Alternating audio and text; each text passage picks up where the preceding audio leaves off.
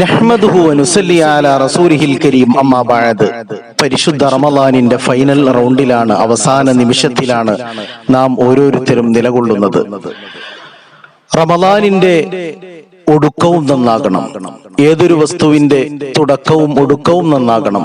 ഇന്നമൽ അഅമാലു ബിൽ ഖവാതിം. സയ്യിദുനാ റസൂലുള്ളാഹി സ്വല്ലല്ലാഹു അലൈഹി വസല്ലം പഠിപ്പിച്ചു, അമലുകൾ അല്ലാഹു തആല സ്വീകരിക്കുന്നത് അതിന്റെ പര്യവസാനം നോക്കിയാണ്. അതുകൊണ്ട് റമളാനിന്റെ പര്യവസാനം നന്നാക്കണം. മഹാരഥന്മാരായ ഉലമാക്കൾ റമളാനിന്റെ പര്യവസാനം നന്നാക്കാൻ ചില കാര്യങ്ങൾ നമ്മെ പഠിപ്പിക്കുന്നു. അതിലൊന്നാമത്തേത് അൽ മുഹാസബ, ഒരു ആത്മപരിശോധനയാണ്. ഒരു ആത്മപരിശോധന നടത്തുക. നോമ്പിന്റെ തഖ്വ നമുക്ക് ആർജിക്കാൻ കഴിഞ്ഞിട്ടുണ്ടോ? അള്ളാഹുവിന്റെ മഗ്ഫിറത്ത് നമുക്ക് സ്വന്തമാക്കാൻ കഴിഞ്ഞിട്ടുണ്ടോ? ഒന്ന് ആലോചിക്കുക, വീണ്ടും ഒരു പരിശോധന നടത്തുക. രണ്ടാമതായി ശുക്ർ രേഖപ്പെടുത്തുക. അല്ലാഹു തആല ചെയ്ത നിഅമത്തിന് ശുക്ർ ചെയ്താൽ അവൻ ആ നിഅമത്ത് വർദ്ധിപ്പിച്ചു നൽകും. കഴിഞ്ഞ റമളാനിൽ നമ്മോടൊപ്പം ഉണ്ടായ എത്രയോ ആളുകൾ ഇന്ന് ലോകത്തില്ല. അല്ലാഹു തആല വീണ്ടും ഒരു റമളാൻ സ്വീകരിക്കാൻ തൗഫീഖ് നൽകി. അതിന് ശുക്ർ ചെയ്താൽ വീണ്ടും വീണ്ടും റമളാനുകൾ സ്വീകരിക്കാനുള്ള ആഫിയത്തുള്ള ദീർഘായുസ് അല്ലാഹു നമുക്ക് പ്രദാനം ചെയ്യും. മൂന്നാമതായി ഇസ്തിഗ്ഫാർ വർദ്ധിപ്പിക്കുക. അമലുകളുടെ പോരായ്മകൾ പരിഹരിക്കാൻ വേണ്ടി ഇസ്തിഗ്ഫാറാണ് വർദ്ധിപ്പിക്കേണ്ടത്. കാരണം അല്ലാഹു തആല പരിശുദ്ധനാണ്. ഇന്നല്ലാഹ ത്വയ്യിബുൻ. അല്ലാഹു ത്വയ്യിബാണ്, പരിശുദ്ധനാണ്. ലാ യഖ്ബലു ഇല്ലാ ത്വയ്യിബ.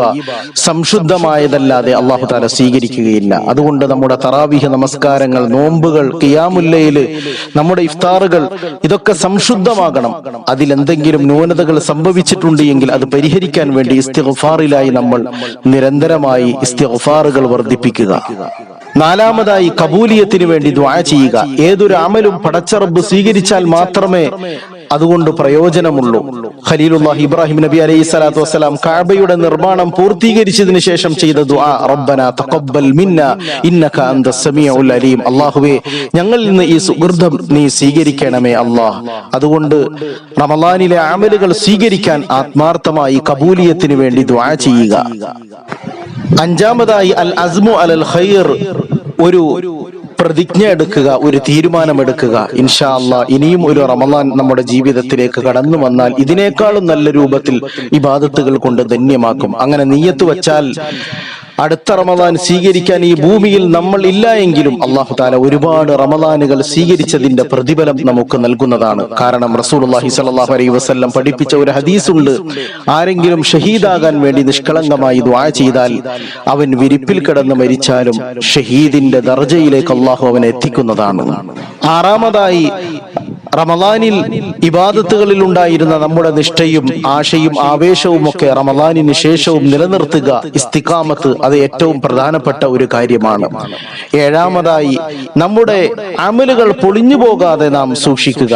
നാവിലൂടെ മറ്റുള്ളവരെ കുറ്റം പറയുന്നതിലൂടെ, ഗീബത്ത് പറയുന്നതിലൂടെ നമ്മുടെ അമലുകൾ നിഷ്ഫലമാകും. അതുകൊണ്ട് ചെയ്ത പർവ്വത സമാനമായ നന്മകൾ പൊളിഞ്ഞു പോകാതെ നാം സൂക്ഷിക്കുക. ഇങ്ങനെ കുറച്ച് പ്രധാനപ്പെട്ട കാര്യങ്ങൾ ശ്രദ്ധിക്കുന്നതിലൂടെ റമളാൻ നമ്മിൽ നിന്ന് മഖബൂലായി തീരും. ജീവിതകാലം മുഴുവനും ഒരു റമളാനാക്കി തീർക്കാനുള്ള പരിശ്രമമാണ് നാം നടത്തേണ്ടത്. ജീവിതം മുഴുവനും റമളാനാക്കി കഴിഞ്ഞാൽ നമ്മുടെ മരണം ഒരു പെരുന്നാളായി ആസ്വദിക്കാൻ നമുക്ക് തൗഫീഖ് ലഭിക്കും. അല്ലാഹു തആല നമുക്കതിന് നല്ല തൗഫീഖ് പ്രദാനം ചെയ്യുമാറാകട്ടെ. അല്ലാഹുമ്മ അഇദ അലൈനാ റമളാന അഅവാമൻ അദീദ വഅസ്മിനതൻ മദീദതൻ യാ റബ്ബൽ ആലമീൻ. ആമീൻ ബിറഹ്മതിക യാ അർഹമർ റഹീമീൻ.